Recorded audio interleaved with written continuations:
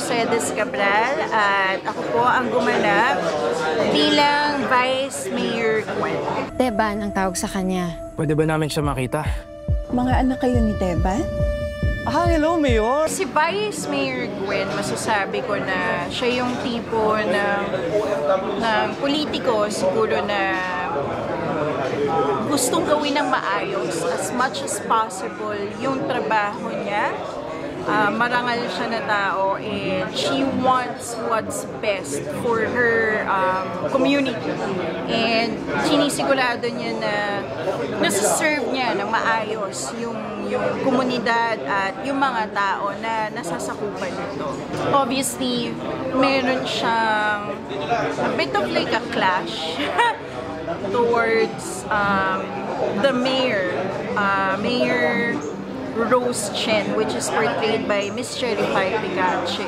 Kung Pilipino ka talaga, anong sagot ni Charlene Gonzalez nung tinanong siya ng kung ilan ang isla meron ng Pilipinas? May mga nalalaman siya na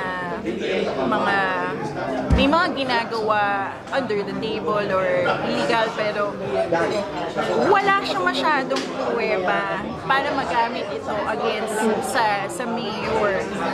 So nakikita ko naman na hindi niya naman ginagawa ito para siraan, but ginagawa at para agawin yung posisyon. Pero nakikita ko siya na gusto lang talaga niyang maging mas maayos kung ano yung mga nangyayari sa nasasakupan niya. Gusto mo malaman kung ako Pilipino? Handali. Ito tabo. Ako gamit tabo. Ako Pilipino!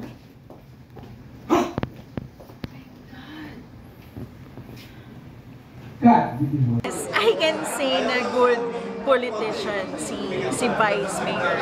Nakikita ko siya na naghahanap siya ng pwedeng gamitin na proof para gamitin against sa mga korupsyon na nangyayari at ginagawa ni Mayor Rose Chen. As a director naman, very like straightforward. Naalala ko yung first day ko, first scene. Lagi ako may ganun yung kinakabahan talaga ako. Pero nung nakita ko na siya, paano siya as a director, parang may ganun kasi ako na inoobserbahan ko rin muna talaga yung mga tao. And then nung nakita ko siya as a director, like wow, ibang-iba rin talaga siya. And yun, very straightforward as a director. He tells you klaro lahat ng kailangan, ng gusto niya, at sinasabi niya naman sa'yo, binibigay niya sa'yo kung ano yung kailangan mo as an actor. Kaya parang sa akin, napaka ano naman kung hindi mo ibibigay yun, di ba? So, parang sa akin, as long as you do everything that he wants and he's open then with, alam mo yung suggestions na akala ko, kasi may mga ganun din na director, di ba, na ang nasusunod lang, syempre, kung ano lang yung gusto niya. But with Direk Joel Lamangan kasi, he listens and he's very like open with your suggestions. So, natutuwa ako na wow, like, thank God, hindi ako nasigawan ni Direk Joel Lamangan. Ngayon lang, na-survive ko yung buong pelikula na hindi niya ako nasigawan. So, I was like, okay na yan, okay na ako doon. And I want to work with him. Parang, for this film kasi medyo nabitin ako kasi ang dami kasing characters ng pelikula na to. Ang dami pinagdaanan ng character nung lead actor namin. So, sa akin parang sana I had like more time with Direk Joel as a director, ganun. So, yeah, I hope this is not the last, but like I would love to work and collaborate with him again. And 5, 4, 3, 2, action! Ayan na si Mayor! Mga naka-interact ko lang is syempre si Miss Cherry Pie Picache, si Nigo,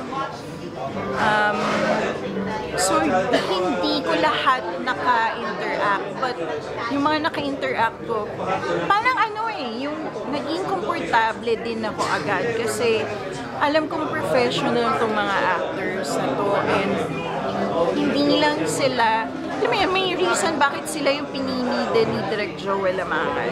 Dahil magagaling yung mga kasama ko. Napadali talaga eh. Ang lang, parang nabibigay lang ng instructions si Direk Joel and then nagagawa lang ng lahat.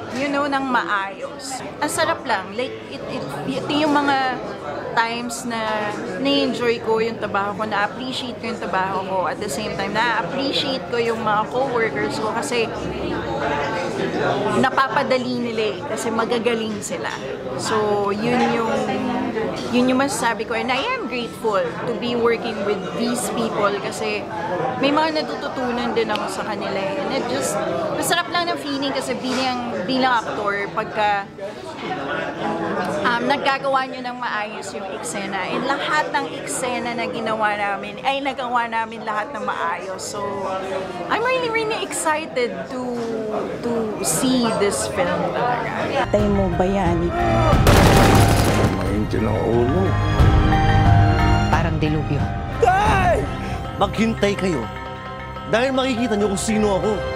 Iniimbitahan ko po kayo na panoorin ng Fatherland, directed by Joel Amangan. Showing on April 19 on Cinemas Nationwide.